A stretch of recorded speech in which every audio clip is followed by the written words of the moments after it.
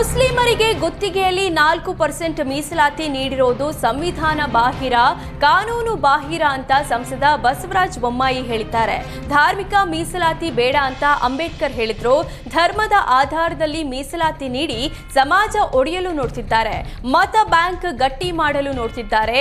ಇನ್ನು ಆರ್ಎಸ್ಎಸ್ ವಿರುದ್ಧ ಸಿದ್ದರಾಮಯ್ಯ ವಾಗ್ದಾಳಿ ನಡೆಸಿದ್ದಕ್ಕೂ ಬೊಮ್ಮಾಯಿ ಆಕ್ರೋಶ ವ್ಯಕ್ತಪಡಿಸಿದ್ರು. ಹಾವೇರಿ ಯುವತಿ ಸ್ವಾತಿ ಹತ್ಯೆ ಪ್ರಕರಣ ರಾಜಕೀಯ ಮೇಲಾಟ ಸೃಷ್ಟಿಸಿದೆ. ಈ ಬಗ್ಗೆ ಪ್ರತಿಕ್ರಿಯೆ ನೀಡಿದ ಕಾಂಗ್ರೆಸ್ ಶಾಸಕ ಯುಬಿ ಬಣಕಾರ್, ಲವ್ ಜಿಹಾದ್ ಅನ್ನೋರು ಯಾವ ಸಾಕ್ಷಿಯೂ ಕೊಟ್ಟಿಲ್ಲ. ಅನಾಥ ಶವ ಸಿಕ್ಕ ಮೇಲೆ ಕಾನೂನು ಪ್ರಕಾರ ಶವ ಸಂಸ್ಕಾರ ಮಾಡಿದ್ದಾರೆ. ಶವ ಸಿಕ್ಕು ಮರಣೋತ್ತರ ಪರೀಕ್ಷೆ ಬಳಿಕ ಮಿಸ್ಸಿಂಗ್ ಕಂಪ್ಲೇಂಟ್ ಆಗಿದೆ. ಪೊಲೀಸರ ತನಿಖೆಯಲ್ಲಿ ಯಾವುದೇ ಲೋಪದೋಷ ಕಂಡಿಲ್ಲ. ಸಿಡಿಆರ್ ಮೂಲಕವೇ ಮೊದಲ ಆರೋಪಿಯನ್ನ ಬಂಧನ ಮಾಡಿದ್ದಾರೆ.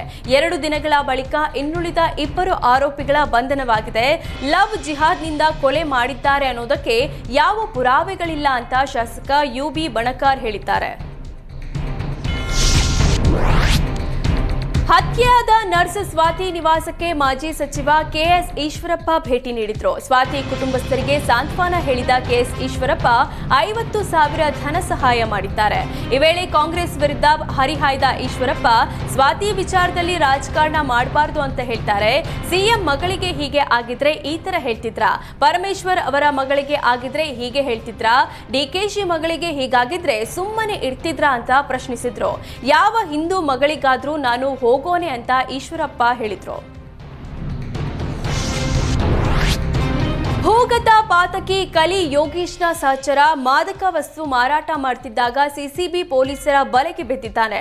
ನಟೋರಿಯಸ್ ಅಬ್ದುಲ್ ಅಸೀರ್ ಮಾದಕ ವಸ್ತುಗಳೊಂದಿಗೆ ಕಾಸರಗೋಡಿನಿಂದ ಮಂಗಳೂರಿನಿಗೆ ಬಂದು ನತೂರಿನಲ್ಲಿ ಮಾರಾಟ ಮಾಡುತ್ತಿದ್ದ. ಕೇರಳದ ಕಾಸರಗೋಡು ಜಿಲ್ಲೆಯ ನಾಂಗಿ ಕಡಪ್ಪುರಂ ನಿವಾಸಿಯಾಗಿರೋ ಅಬ್ದುಲ್ ಆಸಿರ್ನಿಂದ 5 ಲಕ್ಷ ಮೌಲ್ಯದ 53 ಗ್ರಾಂ ಎಂಡಿಎಂಎ ವಶಪಡಿಸಿಕೊಳ್ಳಲಾಗಿದೆ. ಈತ ಭೂಗತ ಪಾತಕಿ ಕಲಿ ಯೋಗೀಶ್ಗೆ ಕೆಲಸ ಮಾಡುತ್ತಿದ್ದ.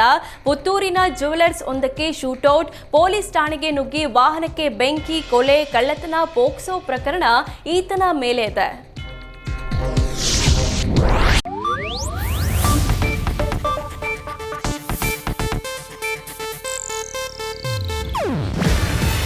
ಇದು ಏಷ್ಯಾನೆಟ್ ನ್ಯೂಸ್ ನೆಟ್ವರ್ಕ್ ಪ್ರಸ್ತುತಿ. ನೀವು ನೋಡ್ತಿದ್ದೀರಾ ಏಷ್ಯಾನೆಟ್ ಸುವರ್ಣ ನ್ಯೂಸ್.